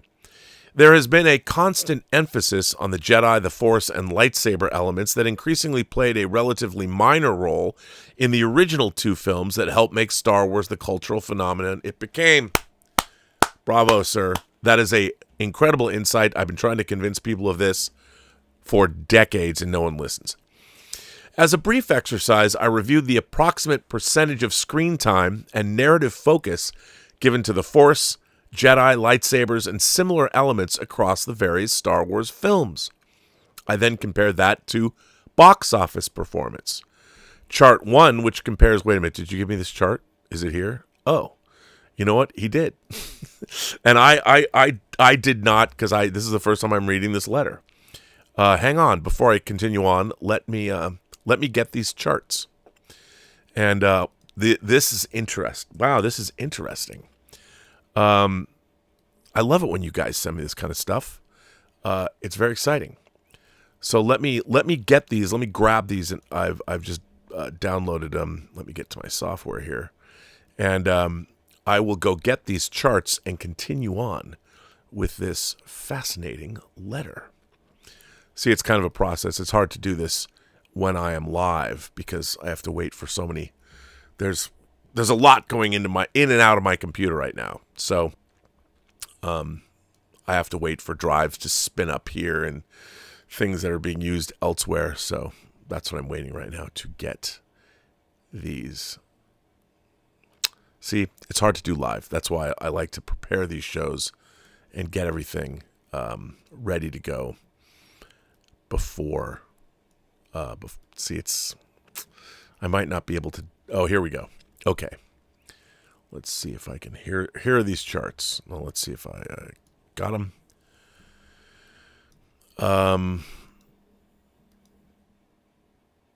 Of course, it's a problem. They're not popping up. Damn it. Well, hopefully they will. And maybe I can get them on the show in a second. Sorry about that. Well, let me finish reading the article then, or the letter, and I'll get the charts back up in a second. It's really hard to do this like this. So I apologize. What did I just have? Okay. So let me continue. As a brief exercise, I reviewed the approximate percentage of screen time and narrative focus given to the Force, the Jedi, lightsabers, and similar elements across the various Star Wars films. I then compared that to the box office performance. Chart 1, which compares narrative focus with box office trends, reveals an interesting pattern. As these mystical and visual effects-driven elements became more dominant, the overall income and critical response of the films began to decline. One possible explanation is that the mystery and depth present in the original trilogy were gradually diluted, replaced by repetitive tropes designed more to drive merchandise sales than to expand and enrich the narrative. The data was sourced from Box Office Mojo along with general screen time analysis of Force-related content across the films. While the analysis is not exhaustive, it highlights a pattern worth considering. To further support the observation, I created another graph, Chart 2, comparing each major Star Wars era with corresponding merchandising sales. As seen in the graphs, there is a significant decline in merchandise performance that coincides with the increased emphasis on the Force, Jedi, and recurring elements. This suggests that an over-reliance on these familiar aspects may have weakened the brand's broader appeal and long-term cultural impact.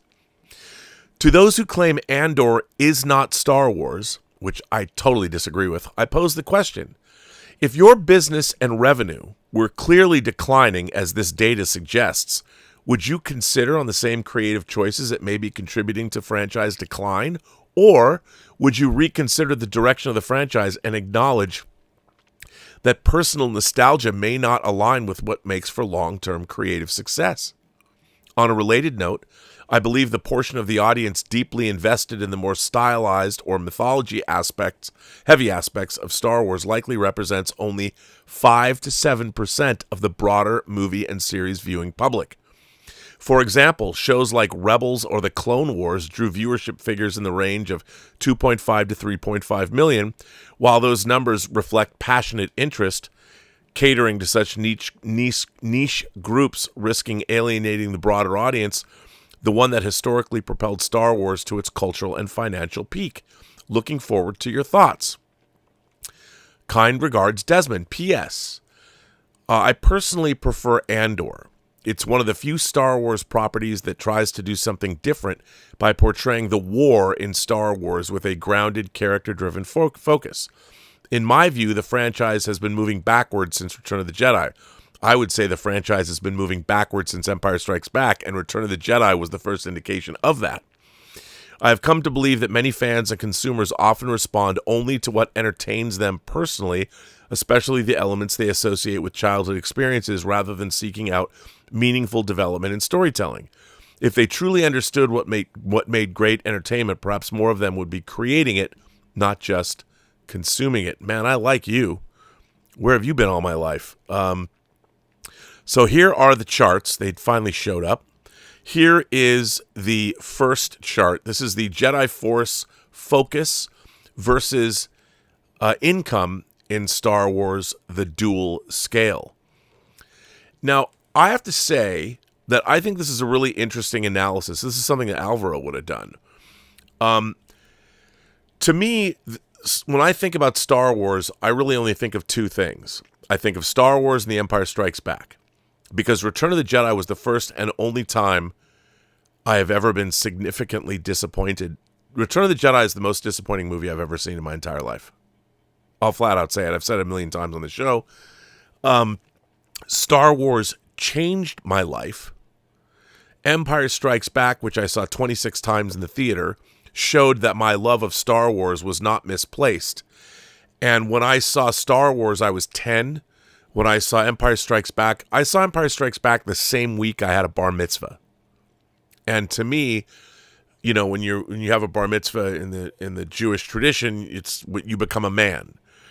And I felt that Empire Strikes Back, Luke Skywalker also became a man in confronting Vader and losing his hand and finding out who his parentage, well, at least who his father was, to me was, it was a big deal.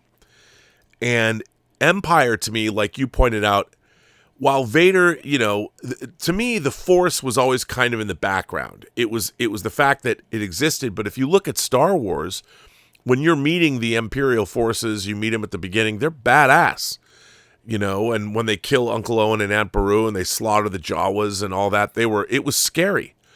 And you realize that the illusions of National Socialism, the Nazis and all that, I mean, they were wearing basically space Nazi uniforms. And while, you know, you had this character that was a wizard in Ben Kenobi, to me, Star Wars was about the war. And Empire just, even though you had Yoda teaching him, to me, that was more like you're going to learn the ways of Bushido. You're going to learn the ways of the code from a great master. But it was still very much kind of set in this science fiction universe. And that's why I loved Andor so much. To me, Andor was way more Star Wars than the prequel trilogy. I thought the prequel trilogy there was very little of what Star Wars and Empire had in the prequel trilogy. I mean, Lucas went and decided he was making movies for kids or whatever. Look, I saw Star Wars and Empire when I was 10 and 13. However, they showed me what I hoped. Like, I wanted to know people like Han Solo and Ben Kenobi and Princess Leia when I got older. I saw those movies as having themes that were pretty heavy, you know, and as somebody who was adopted and being I never met my biological father. I met my biological mother. But, you know, you have those thoughts. And I thought that both Star Wars and Empire, especially, that's why I saw it 26 times, was an incredibly profound experience for me, especially when I saw it. Star Wars has never lived up to it until I felt that Rogue One was too compromised, and the link between the end of Star Wars and the end of Rogue One and the beginning of Star Wars, I don't think works. It's bizarre. Like, why are they going to visit Tatooine to see Ben Kenobi? That was not the mission. But anyway, I love Andor, and now when you watch Rogue One, it hits a lot harder. I thought Andor was terrific. So to me, like, when I delve into Star Wars, it's Andor and Rogue One, A New Hope and Empire. I'll watch other Star Wars things, but they're always lesser to me. Return of the Jedi was like, what is this? This movie, it was just, I understand the rescue of Han Solo was cool and swashbuckling, but even the design of the characters really started to denigrate, the Muppets and Cy Snoodles, especially when you saw that stuff for the first time. And Jabba the Hutt, who'd only been spoken of in hushed tones. When you meet it all, it's all like, it was for kids. Ho, ho, ho, banto poodoo. What the fuck is this? They could have gone the other direction, but they didn't. And I think that was George Lucas, who did not like Empire Strikes Back. It almost bankrupted him. He almost had to sell the merchandising rights back to Fox because they were so over budget. And he took back control of the franchise because he was not on set very much when they made Empire. You've got to read the Rinsler books that he wrote, the coffee table books on the making of Star Wars, Empire, and Jedi are essential reading if you're Star Wars fans. But now the Star Wars franchise, you see it when you're little kids. So it's all that stuff that excites you as kids. It's totally different. It's a totally different thing. But I completely agree with everything that you did. And by the way, here's your other chart. Now, this is the estimated global Star Wars merchandise sales by era. I mean, I would say that also what I think about merchandise sales is people buy toys or model kits or posters or books or blueprints or whatever. They buy them for things that really mean something. And when Star Wars came out, I know as a 10-year-old and older, I had to have everything. There were no Star Wars action figures until later. There was the Star Wars blueprints. There were the Ralph McQuarrie art portfolio that was incredible. The art of Star Wars, and I had to have it in hardcover. And it was the soundtrack album. It was amazing. And the three Star Wars movies all really meant something to me. Even though I was disappointed in Jedi, I still liked everything in it. The speeder bikes, I loved the shuttle Tidarium. There was stuff in it I liked, but I just liked Star Wars. So Star Wars in itself worked, even though I thought Jedi was a huge disappointment. The three movies together, you still get the throne room. As much as I dislike Jedi, you still get the throne room sequence. So to me, you've got Luke and them rescuing Han, and you've got the throne room sequence and the battle at the end. The rest of that movie's a wash for me because nothing happens. It's Basil exposition when Luke goes, all you care about is she really my sister? A certain point of view and all that bullshit. Nobody cares. So that Return of the Jedi is an ending and a beginning, or a beginning and an ending and nothing in between, which is too bad because I wanted a Return of the King-like epic. I would have liked to have seen Vader turn Leia. And Han Solo, because Han Solo wanted to die, you could have had Han Solo, the star-crossed lovers, Leia was being corrupted by the dark side. You could have made that movie epic. But it's not that, because George Lucas, he didn't really understand what he'd created, and he thought Star Wars was a failure. And he was surprised. No one was more surprised by the success of Star Wars than George Lucas. And with Empire, he wasn't that into it, and that's why Irvin Kershner, he hires Irvin Kershner as USC professor. He didn't even like the way Irvin Kershner shot the movie because he relied so much on master shots. He wasn't shooting standard coverage, and George Lucas loves to edit. Lucas never liked Empire Strikes Back, and he was barely there, and it almost bankrupted him. So the history of Star Wars is really interesting. It's still one of my favorite things in the world. But yeah, these charts are great. So thank you for that. What a great, interesting letter. So thank you for that. And that comes to us once again from Desmond Harris. I really appreciate you taking the time, Desmond, to do that. That interesting. Always great to get letters. This is from Noah Schur. Noah Schur writes in and says, despite everything that's going on, I wish you a good year in 2026. For this letter, I just want to mention something that I heard from my fellow friends in the Lego community. There's a lot to look forward to this year, and for me personally, I'm extremely excited for Avengers Doomsday, Paradise Season 2, Monarch Season 2, and a plethora of other movies and TV seasons in the nerd fandom space, or just in general. I can't wait to see Paradise Season 2, and I can tell you that For All Mankind Season 5 is great too. I know how excited you are for Project Hail Mary, and I'm looking forward to seeing it as well. It is heavily rumored and confirmed from leaked images that there will be a Project Hail Mary Lego set. It will include Rocky and Grace, and I believe the rumored price is around $100. If this isn't the icing on the cake, I don't know what is. I hope this gets you even more pumped for Project Hail Mary, as this rumor has me wanting to read the book and know everything there is to know about it. Thanks for reading my letter, Rob. Noah, best Noah, the unofficial Lego connoisseur of the Burnettwork, comic bricks on YouTube. Well, I did get the Orca from Jaws. I got that Lego set from Martino Simoni, and I really want to get the Next Generation Enterprise. I couldn't get it, and there's that new mod for the front deflector dish, so I got to get that and the light kit if it ever comes back into the world. But definitely need that. I'm a big Lego fan. I've been a Lego fan since I was a kid. So yeah, that's very exciting. I am very excited to hear that.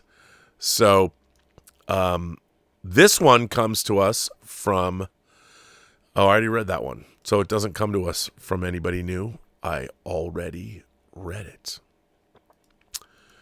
You know what? Those are the only ones I pulled. I've got more letters to read, so if I haven't read your letter, I will get to it. I promise. 1001 Johnny's here. And 1001 Johnny says, Rob, I may just share that for no reason I can explain, I found myself revisiting a TV series from 1989 that I saw as a very young child on VHS. This series was the first time I'd ever seen werewolves or dragons. My young mind had never seen or heard of such creatures before, and I've revisited the BBC's Prince Caspian and the Voyage of the Dawn Treader. I have forgotten how this formed my imagination. Yeah, you know what? We watched those when I worked on, obviously, my company, Ludovico Technique, my DVD special features production company. We were in country. The company was in country in both New Zealand and in Europe for 14 months covering that. We shot all the behind-the-scenes footage for Lion, the Witch, and the Wardrobe. And before that, I'd watched those BBC shows, and they were pretty amazing. They did a lot. I mean, obviously, they were for kids, and they didn't have the money or the technology that the movies had, but they were good. I thought they did a really, really good job. And, C.S. Lewis's The Chronicles of Narnia. C.S. Lewis wrote, those were children-oriented, but C.S. Lewis also, people forget this, he also wrote a science fiction trilogy. Out of the Silent Planet, That Hideous Strength, and Paralandra. And that was known as his space trilogy. And he also wrote, I consider it a horror novel. He wrote a book called The Screwtape Letters that are the correspondence between an elder demon in hell and his sort of young protege. And the young protege is trying to consume the soul of a human being. And they're writing about progress, and the whole book in a very interesting way. Actually, Clive Barker did a riff on it. There's a story called The Yattering and Jack, which is a riff on the Screwtape Letters. And both are worth reading, but you should read the Screwtape Letters first. And the Screwtape Letters you kind of can read it in tandem with Lewis's book, Mere Christianity. And look, I was raised Jewish, but I still read Mere Christianity, which is an amazing book, and I read the Screwtape Letters kind of at the same time. And his space trilogy is definitely worth reading, so check that out. So yeah, good stuff, 1001 Johnny. I like that you're delving back into the classics. Now we got more people firing in super chats, so let me get to those. Let's see. What did I... Warrant says, with Starfleet Academy, I recently watched the TNG episode The First Duty. The juxtaposition was jarring. Oh, so The First Duty is a 5th season Next Generation episode that actually planted the seeds for the character that Robert Duncan McNeil played on Voyager. He played a character named Nick Locarno, there was a group of cadets that one of them dies in an accident where they were showboating, doing a Colvard starburst maneuver, and Picard is there. Wesley is at the academy and is part of this elite group, and it's exactly, I mean, that's what Starfleet Academy should have been. And there's also a really great episode. I mean, really great's relative, but there's a first season Next Generation episode called Coming of Age, where Wesley wants to he wants to get into the academy. And if you look at it's a prototype episode, but if you look at Coming of Age and you look at The First Duty, these are TNG episodes that directly deal with Starfleet Academy. I mean, The First Duty, we're at Starfleet Academy. And we see what it is. And we see what it could have been. And it's amazing to me that you watch Alex Kurtzman. I mean, I rip on Alex Kurtzman, a lot of us do. When I see Alex Kurtzman on interviews or in interviews, and he tells me what we wanted the show to be was X-Men First Class meets Harry Potter. It's so irksome because, one, there was a wonderful series of Starfleet Academy novels. Peter David wrote some of them. And it's all there. It's all there in the book. It's all there in those books. It was already laid out for you. And what they wanted to do was, again, not make a Star Trek show. They wanted to make a show like other things, like things that they were interested in, like X-Men First Class and Harry Potter. That's not Star Trek. As a matter of fact, that's very, very far away from Star Trek. That's why I go back to Friday Night Lights, in an academic setting, or the famed TV series, but I would say things that people don't remember anymore, like The Paper Chase, like Dead Poets Society, like Good Will Hunting. If you're going to make a Star Trek show that's about academia and learning, make a Star Trek show about academia and learning. As I've always said, it's the professors that should be both the antagonists and the protagonists as far as the students are concerned. There would be good and bad professors. And if you're going to look at Harry Potter, the fact that you have all the dark arts teachers or whatever. But what they're doing in Starfleet Academy, they have an overarching mythology that has nothing to do with the Academy itself. Like, where's my mom? Who cares? Why is that even part of your show? Because they thought they needed some ongoing mythology? No. How these kids are going to matriculate through Starfleet Academy. Some are going to wash out and some aren't. One of my favorite movies about going to school is Fame, is Alan Parker's original 1980 Fame. The series is really good too, but the movie, if you haven't seen the movie, it's about the old New York High School of the Performing Arts. It's a wonderful film. And it deals with, it has woke subject matter in it too, but it's handled with it's not this puerile infantile way. Anyway, I can't even. But you're right. The juxtaposition was jarring because when you watch The First Duty, you're like, that's what a Star Trek Starfleet Academy show is. It was right there. Do that. They haven't seen it. Or maybe they watched it and they're like, we want to do X-Men First Class. We want to do everything but Star Trek. That's my frustration with modern Star Trek, is it hasn't, J.J. Abrams tried to turn Star Trek into Star Wars. Why? Of course, when he got a hold of Star Wars, he didn't exactly do a great job with that either. Tom Jr. Jackson says, are you excited for the Debbie Does Dallas Blu-ray? Vinegar Syndrome. I'm actually more excited about Boxcar Bertha. To be honest, Debbie Does Dallas was a movie that I saw a lot back in the day. It was Debbie Does Dallas, Devil Miss Jones, Deep Throat, and Behind the Green Door. Those were I also preferred a movie called All American Girls. But if you want to get old school porn, and I mean, I have some. as everyone knows, I love my 70s bush porn.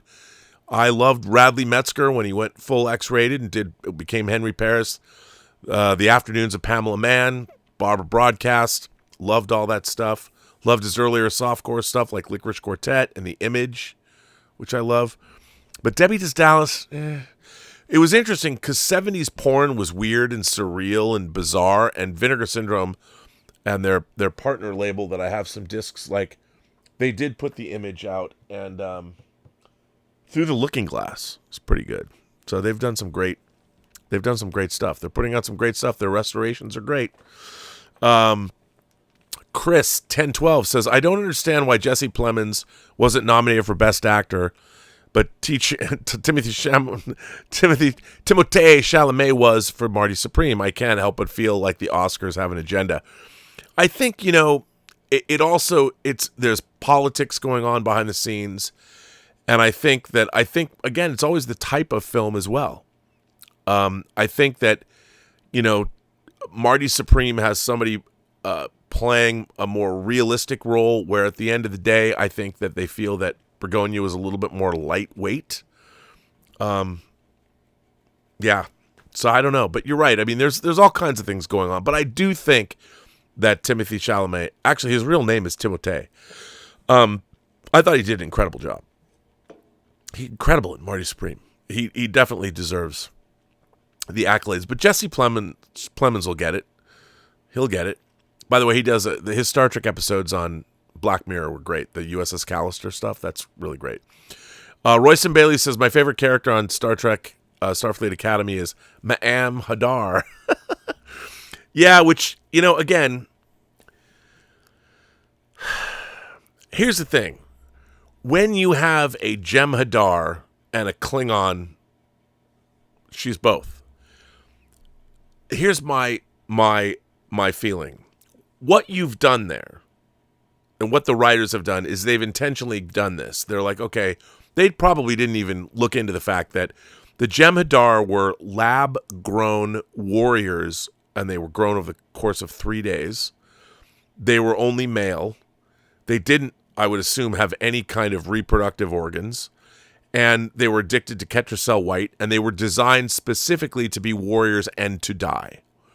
Now, people have said that, Rob, as a Star Trek fan, don't you think it's great that the Jem'Hadar have endured for 1,000 years? Well, okay. And that maybe somewhere along the line, the Jem'Hadar were able to genetically engineer themselves to the point where they could procreate. Although I would think that was...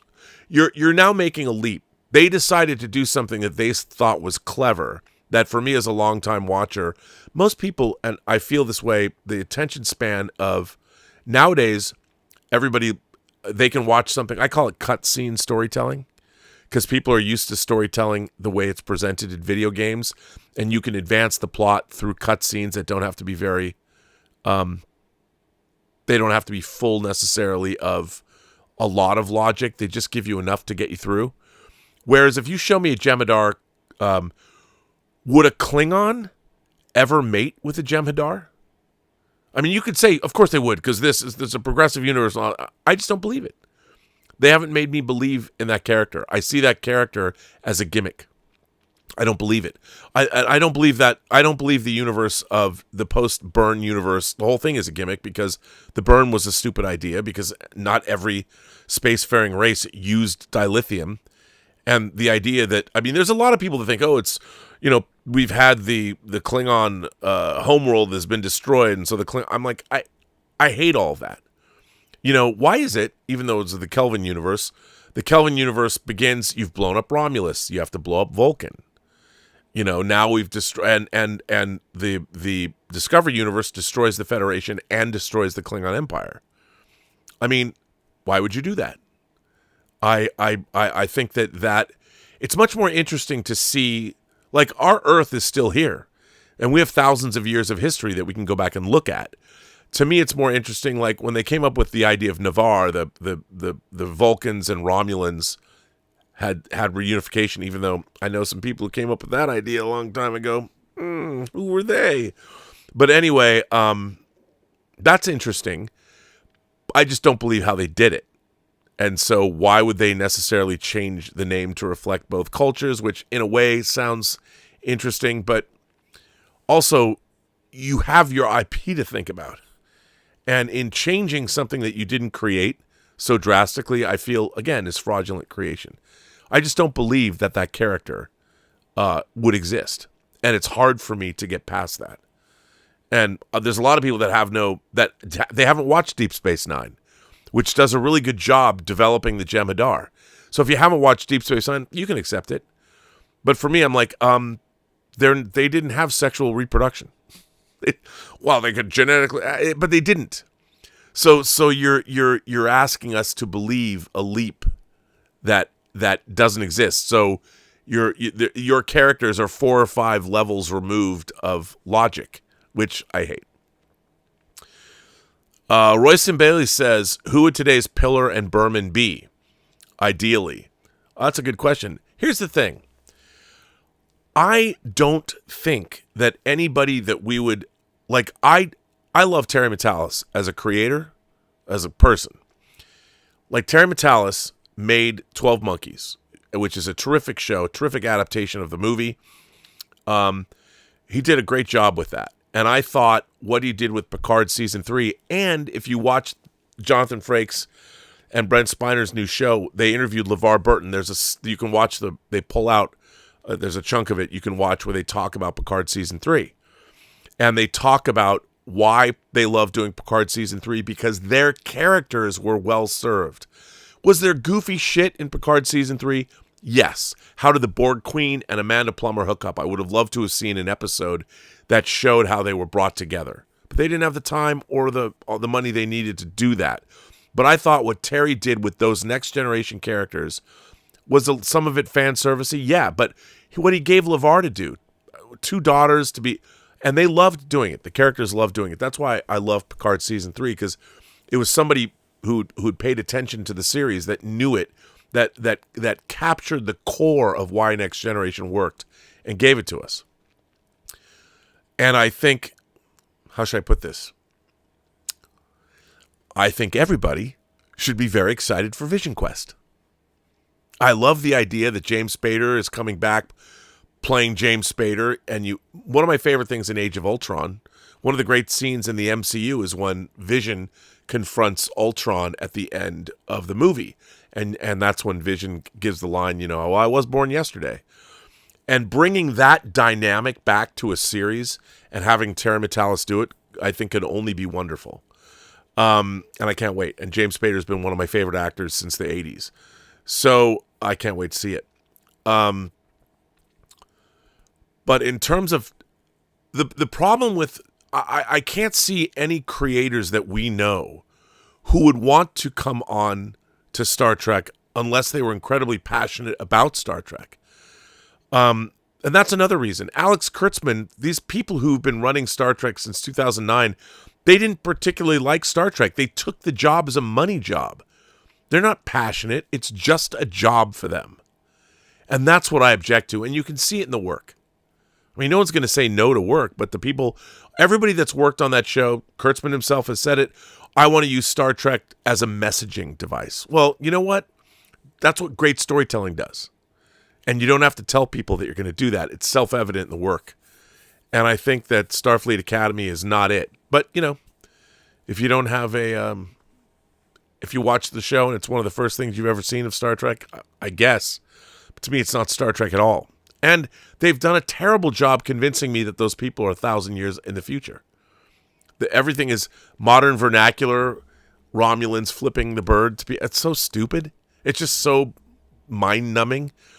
It would have been really interesting if here's a moment, instead of having an actress playing a Romulan flip us off, what is the Romulan equivalent of this? What is it? We've never seen it. Smart writers would give you a new gesture. It's like it's so stupid in a way, but frack in Battlestar Galactica, that belongs to that. You now have a new swear word you can use on the show, and it's in universe. Wouldn't it have been more interesting if the Romulans had the same way that Spock figured out how to do the Vulcan nerve pinch, how Leonard Nimoy came up with that idea? If you did the same thing, but they're not clever. They're not good writers. As a matter of fact, I would say, some of the most mediocre television writing of the last 15 years has happened on these modern Star Trek shows. Well, since 2017, 14 years. And it's incredibly disappointing. Because Star Trek's legacy deserves better than the god-awful writing that we've received. It really is a bummer. Royce and Bailey goes on to say, how likely is Kurtzman to be renewed for Star Trek? It depends on his contract. Look, I would put all this stuff away. I don't think any of it's made enough money. Even people are still talking about how J.J. Abrams' Star Trek movies made a ton of money. They didn't. And the third one, Star Trek Beyond, did not make money at all. But the problem is, you ask, by making all these Star Trek shows, it takes the wealth of this, it makes the Star Trek franchise worth more money. Because most people don't give a shit. You know, but from a tax incentive or a value, a worth, a percentage, I can't even speak. It becomes more valuable when you see you have 10 Star Trek shows, because 5 years from now, 10 years from now, whether the shows are good or not doesn't matter. They exist, and it means that there's a rich legacy, a library that becomes incredibly valuable. So I understand for them, it makes sense to keep making these shows. Unfortunately, they're interminable, and the ratings and the acceptance by the audience proves that they're not worth that much. And if anything, I would say that they've irrevocably damaged. The Star Trek franchise has been damaged. Here's a time, Star Trek should be the Tiffany standard of science fiction on television. And to me, For All Mankind is the show that is completely out Star Trekking Star Trek. People might say that it's got too much soap opera, but that's because it's firmly set in our world today.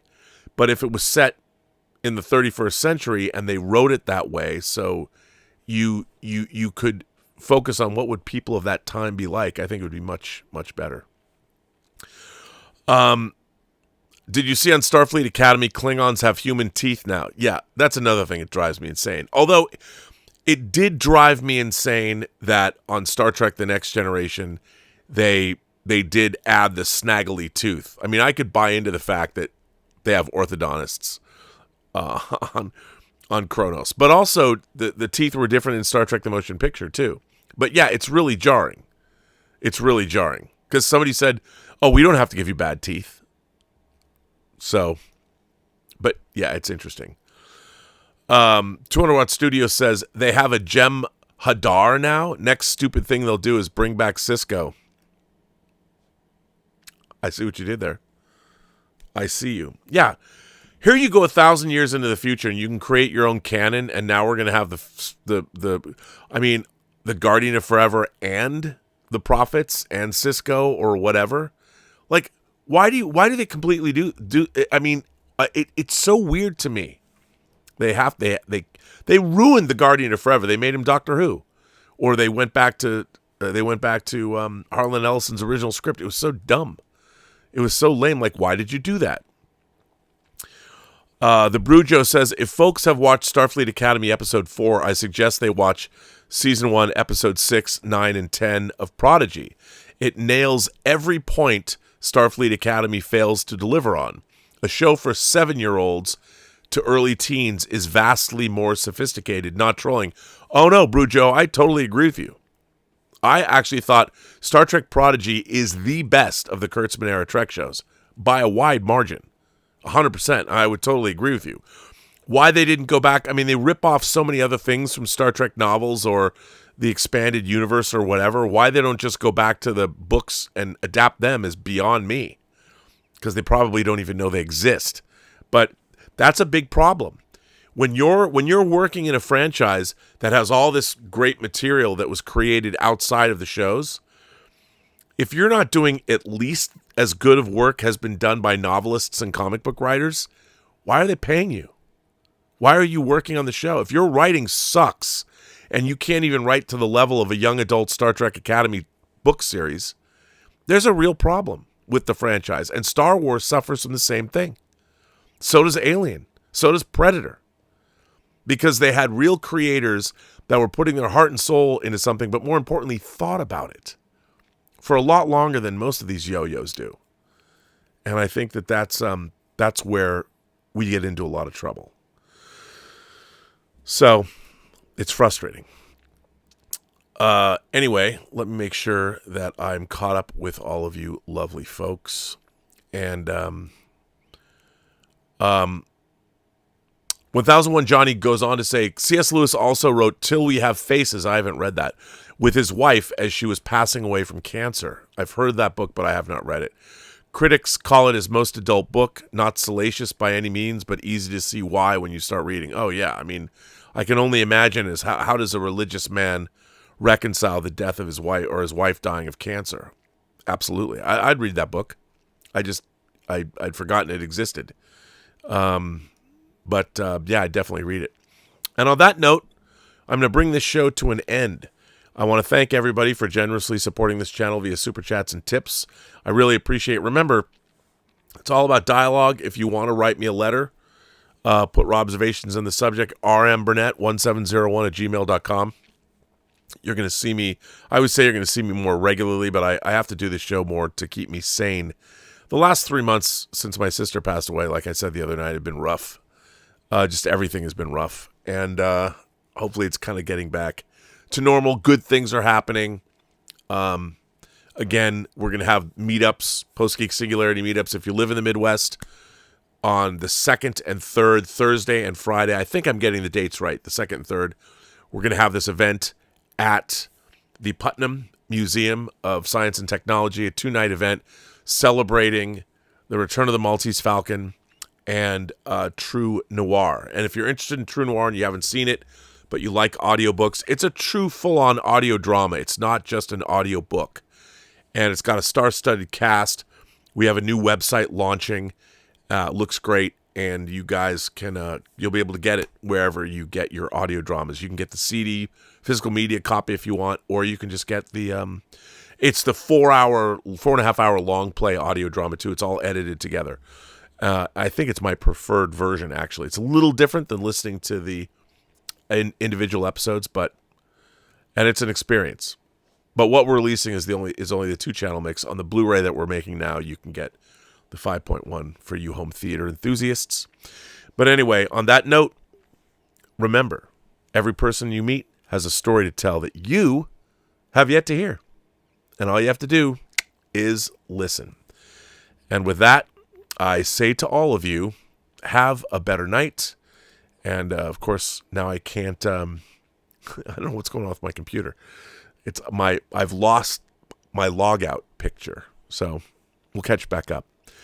So everyone, thank you for being here, and I do appreciate it. But I'm going to be signing out right now.